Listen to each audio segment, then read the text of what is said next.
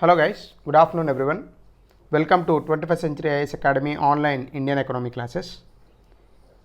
Yesterday we have started a new chapter called budgeting. In that chapter we have already successfully finished some of the types of the budget like line item budget, zero based budgeting, and the same thing I have explained you with another name also, traditional budgeting. So in today's class we are going to start with outcome budget. So what is this outcome budget? The name itself is suggesting you what exactly this type of budget talks about. So outcome in the sense, it is what exactly the output you are getting through your inputs. So you have constructed a school that is simply a creation of asset, but by constructing that school, how many students have been enrolled, how many students have passed the examination or became academically good. So that is what generally we talk about in the outcome budget. So outlays doesn't necessarily mean outcomes, which means if for example for education sector, if you are allocating 50,000 crore rupees as budget, so it is not great actually. With that 50,000 crore rupees, what you are achieving, that is the point. So in this outcome budget, once upon a time in 2006, that time the P. Chidambaram, the finance minister of the country, he said the people of the country are concerned with the outcomes but not the outlays, and it is not how much the government is allocating, that is not important, but how much actually we are getting in return and what is the outcome that we are bringing out of this. So this is what exactly important. So that is part of our outcome budget. So this outcome budget, it is likely to comprise the project wise outlays for all central ministries, departments and organizations, especially again as the outcomes to be achieved during the year, how much allocations we do by make it into a project wise. So in one way I can tell you, it measures the development outcomes of all government programs. There may be n number of programs under the government of India. So what are the measures, or sorry, what are the development outcomes? And this outcome budget, it measures the development outcomes of all these government programs. So definitely it is one of the leading budgeting techniques in India at present, and the practice of suggesting and listing of estimated outcomes of each programs or schemes is very important to continue these programs. So why actually we have taken this outcome budget? If you go with the reason, what was the traditional budget I told you? Traditional budget is all about, it focused mainly on inputs and how much money you are giving. Once you give the money to departments, ministries, did they do their work with that money or not? That's it. You are not concerned about what outcome came out of it. But here in the outcome budget, it's a result oriented approach. It's a result based management approach. It focuses on the results obtained rather than just on the inputs used. It doesn't matter how much of inputs, how many crores of rupees or thousands of crores of rupees you have given to a particular department or a ministry, but it is all depends on how much results came out of that ministry or department, because they have conducted some activities. What is the result out of it? Let's say one ministry has conducted 10 programs under it. So what are the results you obtained from that? So what? So whether they do it or not, so that is traditional approach. But what did they do? What outcomes came out of that programs or projects? That is your outcome budget. So it's a comprehensive management system under interchangeably with results based management. We can call this as a result based management approach. So what are the benefits? Definitely the internal management of the government improves, because we are now concentrating on more on outcomes rather than the inputs. share success, win public support, accountability. So if you look at the procedure, how this actually happens, before we go into the benefits, let us talk about what is the procedure. Like in the earlier budgeting methods, in this outcome budget also, each ministry under the government of India presents a preliminary outcome budget to the finance ministry, and now the finance ministry compiles all the information presented by each and every ministry. Not only that, the finance ministry measures the outcomes of all government programs. So these are the first things. Let me write this. What is the procedure? Each ministry, first of all, what it will do? It will present. Each ministry presents a preliminary outcome budget for its departments to finance ministry. Now the finance ministry compiles all the information presented by each and every ministry. After that, the finance ministry measures the outcomes of all government programs, whether the money that has been spent for the purpose it was sanctioned or not. And for example, let's say there is one program called Pradhana Mantri Jan Dhan Yojana, and there is another program called Food Security Act, and there is one more called Paramparagat Krishi Vikas Yojana, etc. For this program, let's say we have allocated 10,000 crore rupees. For this program, we have allocated, let's say, 1 lakh crore rupees. This program we have allocated some 500 crore rupees. Now whether this 10,000 crore has been spent for this program or not, and under one ministry there may be 20 programs, but for each and every program budget will be given, and that budget that has been allocated for each and every program, whether it is spent for that program or any other programs. So that is the question in the outcome budget, right? And because of that, what are the outcomes? So that is also we must understand. So this is first the primary thing as part of the outcome budget. Of course, because of this there are many advantages: the better service delivery, more accountability and transparency, and also it improves the program's effectiveness, and the evaluation of the program's performance and results would be easy, and making the budgets cost effective. And we can also link the financial aspects to the physical assets. That is one of the quite best advantages as part of this outcome budget. So in one way I can tell you these are the benefits of outcome budget. One is identify high and performing programs, high and poor. And for example, let's say we have 100 programs, we can differentiate. Some 50 programs they are very good, some 20 programs they are very bad, some 30 programs they are average.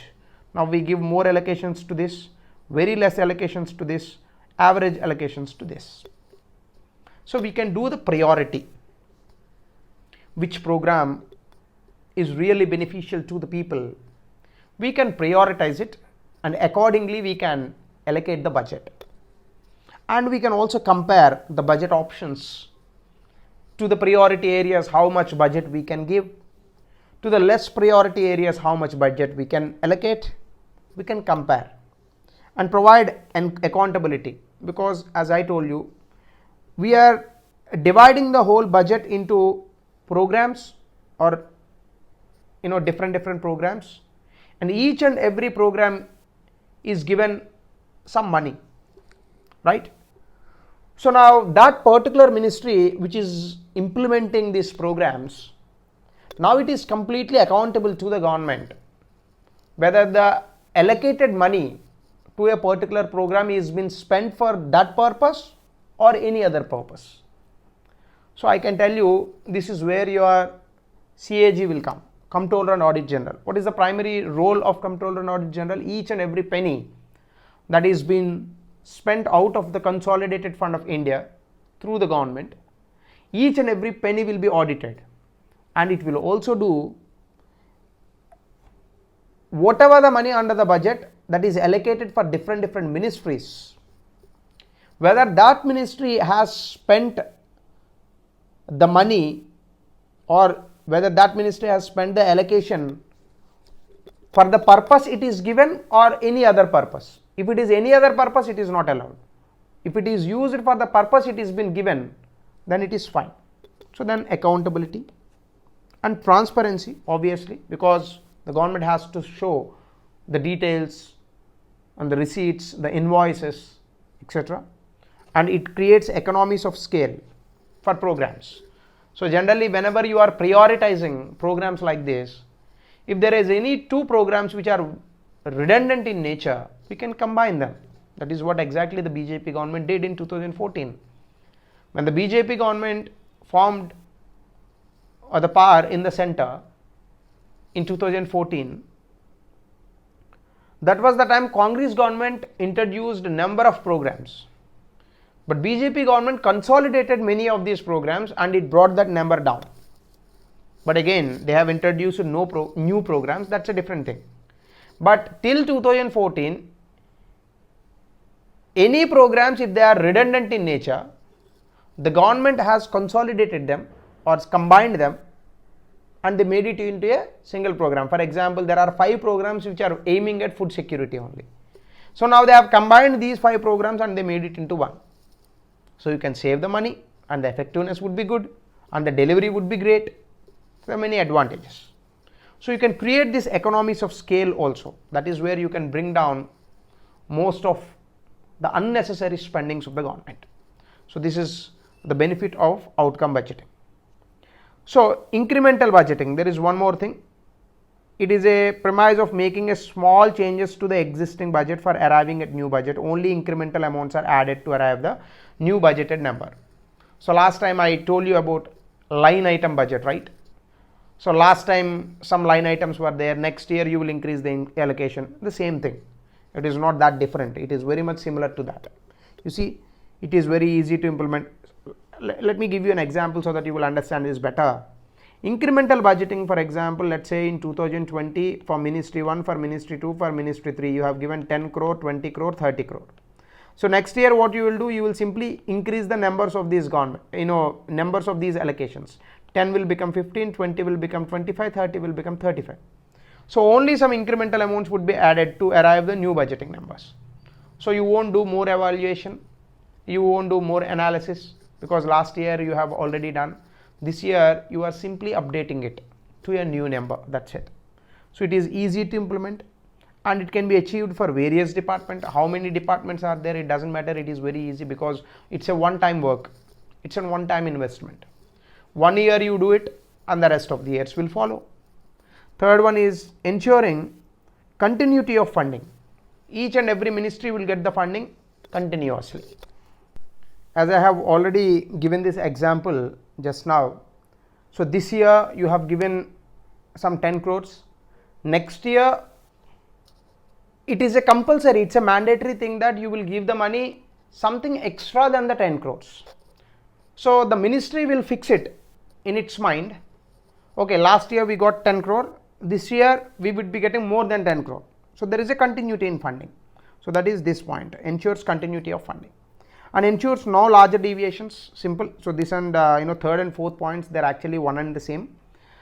So large deviations in the sense, if this year you are getting 10 crore, one ministry is been allocated with 10 crore rupees, next year if it is 100 crore, that's a deviation but positively.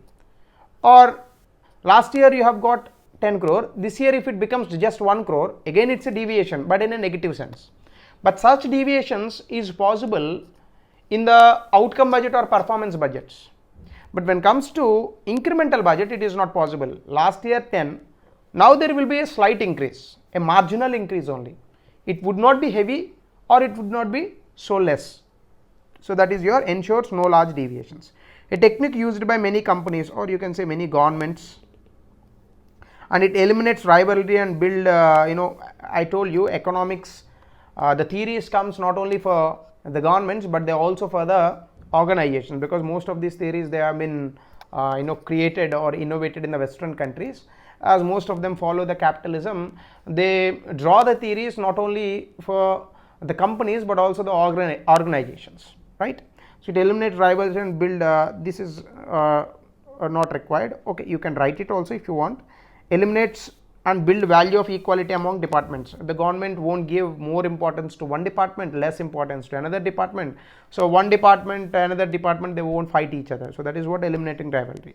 Or impact of the change can be seen immediately, definitely. So self-explanatory point. Impact of the change in the sense, so last year how much, this year how much. So that change you can easily can see it.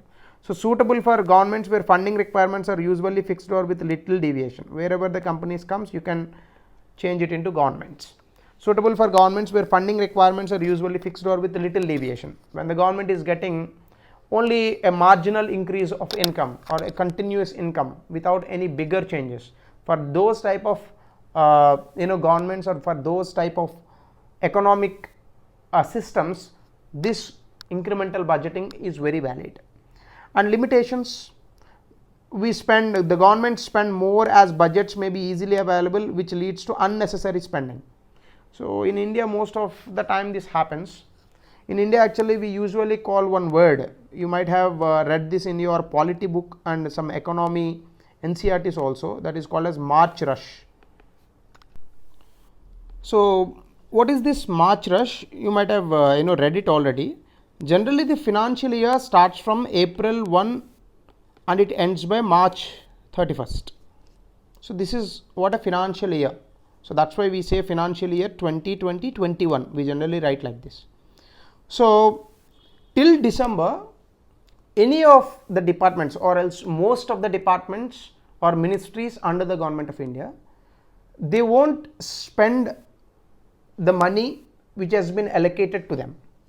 But in the last 3 months, that is January, February, especially March, they will spend most of the amount.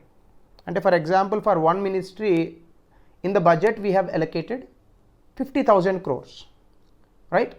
It will spend only 20,000 crores in the 9 months. Okay, rest of 30,000 crore, no, it will spend only in the January, February and March, mostly in March. So generally we call it as March rush. And very rushly, the ministries will spend more money, because next year if they want more allocation, they have to show to the government, in the last budget, whatever the allocation you gave to us, we have spent it already. For example, the same ministry, it has been allocated with 50,000 crore. So if it says next year you have allocated as 50,000 crore, we have spent it only 40,000 crore, rest of the 10,000 crore we couldn't spend it. For example, if you do that 10,000 crore, no, it will directly go to the ministry cannot forward it, and you cannot save the money, you cannot use that money in the upcoming year. It is not possible. If any allocated money in the budget, if it is not spent by any ministry or department under the government of India, it will be directly go back to the consolidated fund of India. Again, if you want to take it back, again the budget has to be passed by the parliament, right? So this year, out of 50,000 crore, you have only spent 40,000 crore.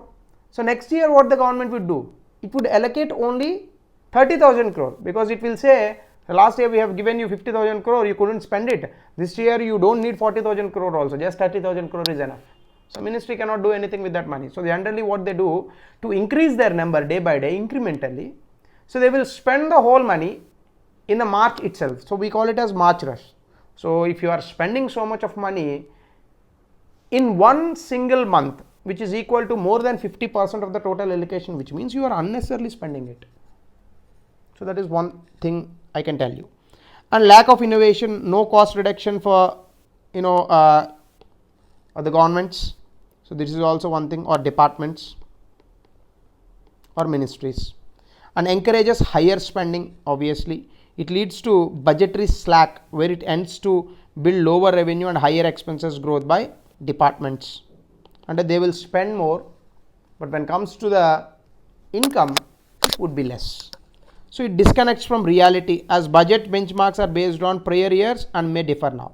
So it is not based on reality, it is all based on assumptions.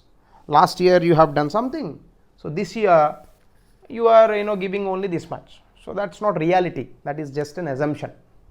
So whether this particular ministry really want this much of money? Yes or no? So this has to be found, right? This has to be found first of all, but the government will never do that. So business run into conservative mode, or else the government will run into conservative mode. So this is another drawback. So these are all the drawbacks of the incremental budgeting. The next part is Kaizen budgeting. So this is a word actually which is used in Japan, Kaizen budgeting. So it's an approach that explicitly incorporate continuous improvement during the budget period into resultant budget number, and every time you do the improvement, this may be achieved by continuous cost reduction. For example, last year one project you have done for 10,000 crore. This year 10,000 crore won't be allocated, only 9,000 crore will be given, and with that 9,000 crore same quality project you have to complete, and there will be a complete continuous cost reduction in this Kaizen budgeting. So that is generally called as Kaizen budget. So apart from these budgeting techniques, there are also other areas which we need to focus. There are some important points we need to understand.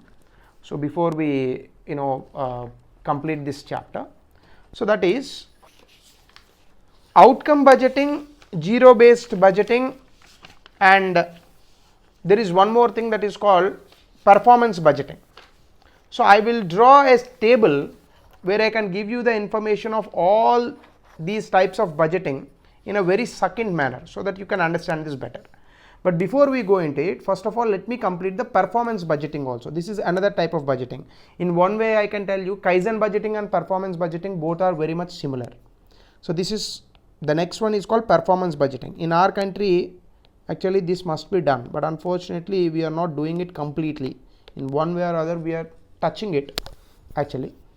So performance budgeting, it talks about the relation between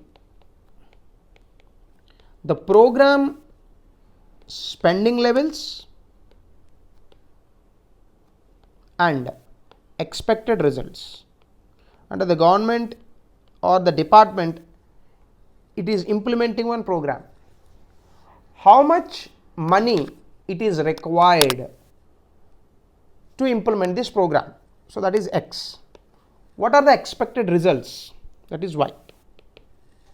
So the relation is performance budgeting. And exactly what it says. It is generally called as planning, programming, budgeting system, and it reflects the goals of the government. It reflects the goals of organization or government, anything you can say, and it spells out performance targets. It spells out performance target, how much performance you require. So performance targets, and it actually talks about unit cost. So as I told you, it is very much similar to Kaizen budgeting. What is meant by performance targets? What kind of strategy you use to achieve these goals? So that is called performance target means. And we do the allocations in this budget. We do the allocations made accordingly for the achievement of objectives. And for example, it doesn't matter whether you are going to construct a school or you put the classes under a tree, it doesn't matter to me, but I want 90% school children must be enrolled in the primary schooling. So this is my target. So this is my expected result. Under the education sector, in the primary schooling, 90% of the total children in this country, they must be enrolled in the primary schools. So for this, now I will estimate how much spending is required. So that much amount of money would be directly allocated to the concerned department, and the concerned department will spend that money. Out of that spending, it will bring this expected result. So ante here you have to understand how funds spent are expected to give outputs. So I know that you may be confusing with the difference between output and outcome. I will tell you this. Output means anything which is coming immediate. This is called output. Outcome means it is not immediate, but anything which is coming as mid-term result or the change at ground level, this is called outcome. And for example, you see how many school children have been enrolled, this is the output. But the enrolled children, how many of them are really became educated, that is outcome, right? So what kind of indication this gives is simply how funds spent are expected to give outputs as well as outcomes, right? So what this program actually do is this.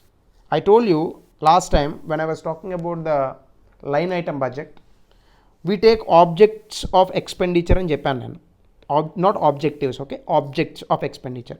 Now objects of expenditure, it will turn into public programs. For each and every program we put some expected goals and results. By keeping these expected goals into mind, we allocate the money. And we have designed this type of budgeting to serve the strategic objectives of the government.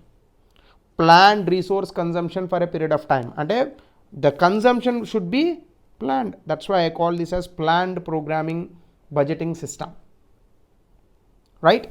So we focus on the outputs as well as the outcomes, how the allocated funds spent are expected to give the outputs and outcomes. This is the indication given by your performance budgeting. As I told you, it is designed to serve the strategic objectives of the government. So the achievement of the program, and as I told you, first objects of expenditure would be changed or turned into public programs. And these public programs, again, as I told you, they are designed to serve the strategic objectives. And here the achievement of these program goals is important rather than